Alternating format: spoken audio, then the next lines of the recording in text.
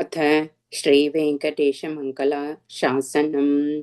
श्रयः कान्ताय कल्याणनिधये निधयेऽर्थिनाम् श्रीवेङ्कटनिवासाय श्रीनिवासाय मङ्गलम्।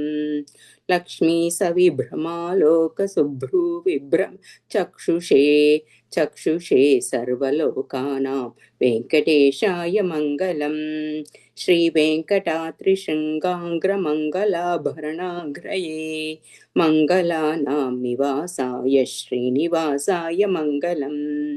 सर्वावयवसौन्दर्यसम्पदा सर्वचेतसां सदा सम्मोहनायास्तु वेङ्कटेशाय मङ्गलम्।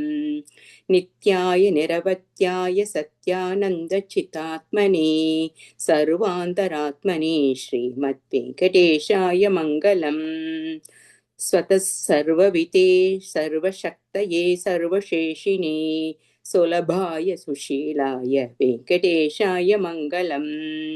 परस्मै ब्रह्मणे पूर्णकामाय परमात्मने प्रयुञ्जे परतत्त्वाय वेङ्कटेशाय मङ्गलम्। आकालतत्त्वमश्रान्तमात्मनामनुपश्यताम् अतृप्ततृप्तमो रूपाय वेङ्कटेशाय मङ्गलम्। प्रायस्वचरणौ पुंसां शरण्यत्वेन पाणिना कृपया दिशते श्रीमद्वेङ्कटेशाय मङ्गलम्। दयामृततरङ्गिन्यास्तरङ्गैरिव शीतलैः अपाङ्गैः सिञ्चते विश्वं वेङ्कटेशाय मङ्गलम्।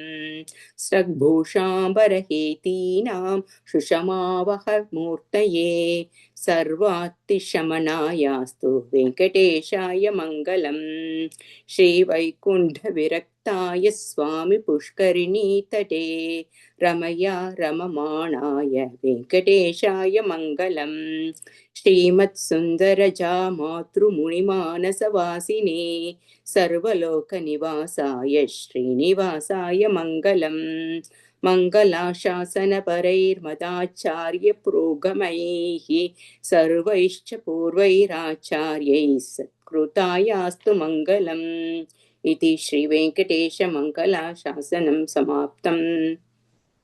अथ श्रीवेङ्कटेशमङ्गलाशासनम्। श्रियः कान्ताय कल्यानिधये निधयेऽर्थिनां श्रीवेङ्कटनिवासाय श्रीनिवासाय मङ्गलम्। लक्ष्मीसविभ्रमालोकसं शुभ्रुविभ्रमचक्षुषे चक्षुषे सर्वलोकानां वेङ्कटेशाय मङ्गलम्।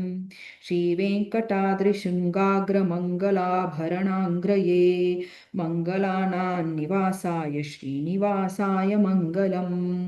सर्वावयवसौन्दर्यसम्पदा सर्वचेतसां सदा सम्मोहनायास्तु वेङ्कटेशाय मङ्गलम्।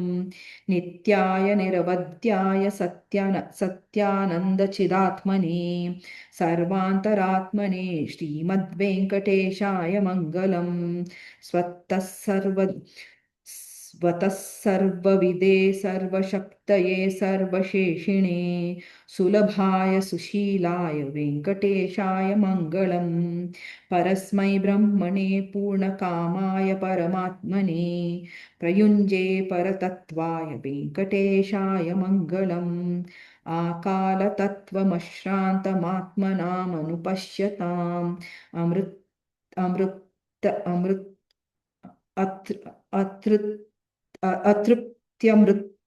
अतृप्त्यमृतरूपाय वेङ्कटेशाय मङ्गलम्।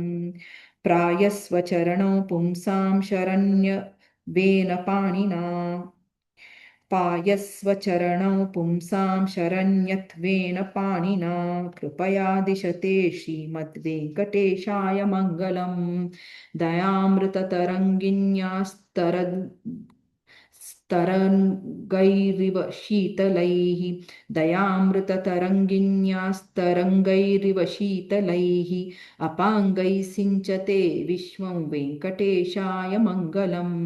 स्रग्भूषाम्बरहेतीनां सुषमावहमूर्तये सर्वार्तिशमनायास्तु वेङ्कटेशाय मङ्गलम् श्रीवैकुण्ठविरक्ताय स्वामि पुष्करिणीतटे रमया रममाणाय वेङ्कटेशाय मङ्गलम् श्रीमत्सुन्दरजामात्रमुनि मानसवासिने सर्वलोकनिवासाय श्रीनिवासाय मङ्गलम् मङ्गलाशासनपरैर्मदाचार्यैर्पुरोगमैः सर्वैश्च पूर्वैराचार्यैः सत्कृतायास्तु मङ्गलम् इति श्रीवेङ्कटेशमङ्गलाशासनं समाप्तम्।